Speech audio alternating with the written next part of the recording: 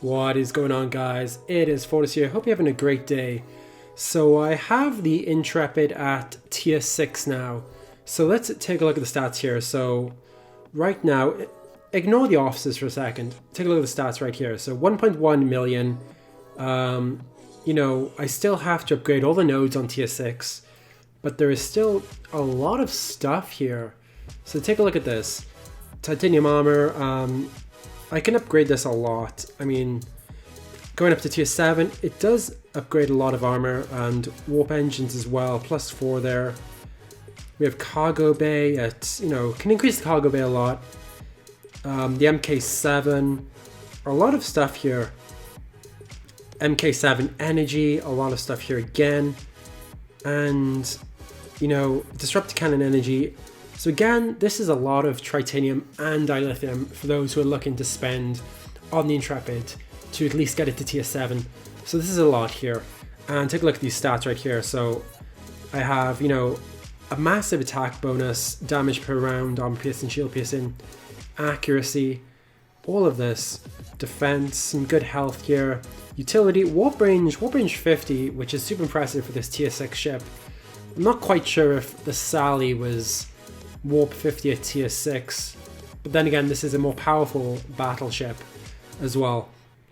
So yeah, so below tier 6, the Intrepid for me, you know, it isn't worth it. At this point, you probably already have a Saladin, you know, doing most of your payload, whether it's working on PvE, PvP, armadas, like whatever you really want to do.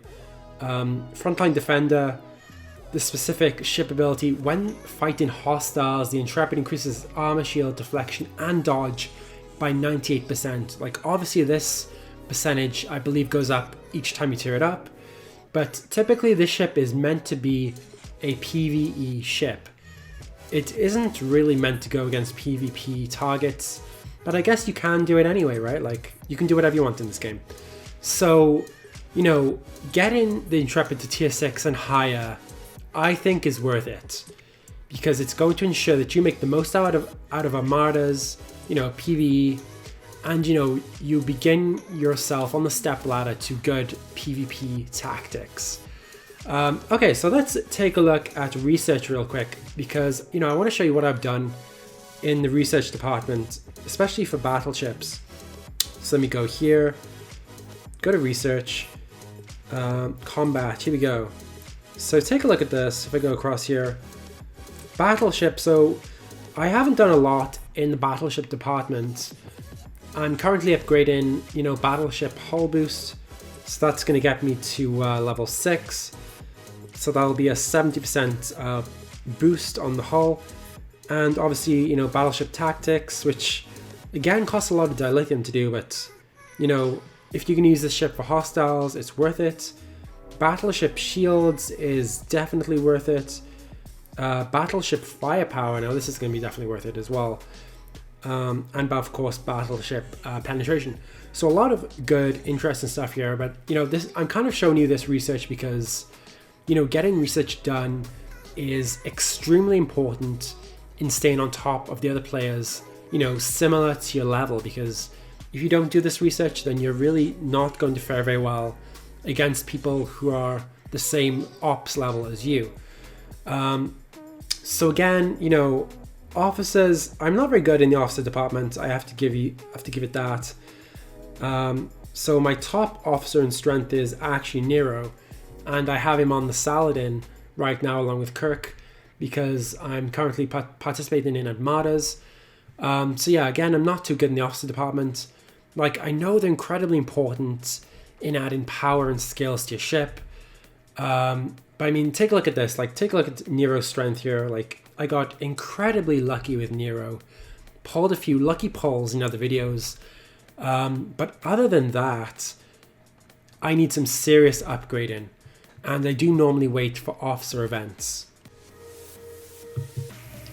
Okay, so let's see what the Intrepid is like against hostiles. So let's take her out against explorers and interceptors.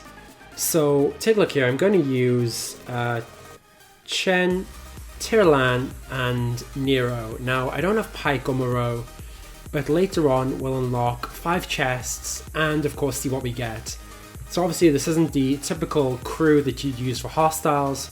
Other people recommend using Chen as captain, Moreau and Pike, but you know, not everyone's going to have those, right? So let's go up against explorers, because if you remember the combat triangle, take a look here, combat triangle, here you go. So Battleship does well against explorers, and explorers do well against interceptors, and interceptors do well against battleships. So this is essentially what we're talking about here.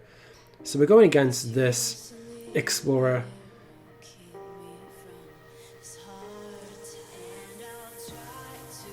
So it's a pretty slow ship. And next, let's go against an interceptor. So again, this is super easy for the Intrepid. If you're looking to rack up those hostile kills, there's definitely so much you can do with hostiles. But of course, be careful when doing armadas, because you are going to have some trouble when you go to those higher level systems. Because while this is a pretty good ship, this isn't a defensive crew. So you're going to have some issues, of course. So we're going to hit this ship now. And yeah, she's a slow one, you know, but she is doing pretty well. Here we go, about to hit this interceptor. And we're going to compare the battle reports now.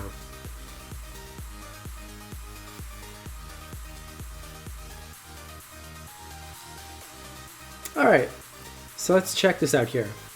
So first of all, we have the Explorer, and did very well.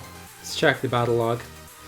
So again, Chen's maneuver kicked in, energy absorber, and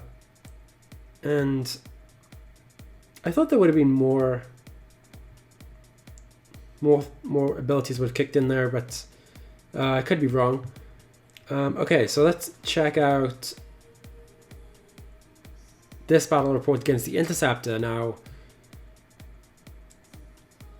Oh, interesting. Okay, so Talan's objective, Talan's maneuver kicked in here, but not on the other one. So I'm kind of wondering if it's simply a case of the maneuver is not showing up in the battle report, even though it is technically triggering. That's definitely one interpretation we could determine from that. Okay, so yeah, so let's check out other updates. So we do have Ceasefire arriving probably tomorrow. So what does this mean? Well, let's take a look at Ceasefire now. Ceasefire is pretty interesting. It's an update which has been rumored to come about for the longest time now, and it says introducing Ceasefire. So basically, when they roll out server downtime, Ceasefire blocks all station combat from happening during the allotted time for stations protected by Ceasefire.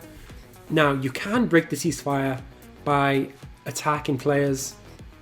That leaves you open to attacks from other players. But I think this is really good. I think this is something they should have implemented into the game from the beginning. And it's really going to stop people from worrying, you know, when there's downtime, you have to shield, etc., etc. So this is going to be pretty awesome for all those players who love downtime. So also, you know, everyone, of course, seemed to hate the Valentine's Day event. So, I mean, take a look here on my community channel. So I asked the question, what does everyone think of the Valentine's Day event? Comment below. 87% said they hated it.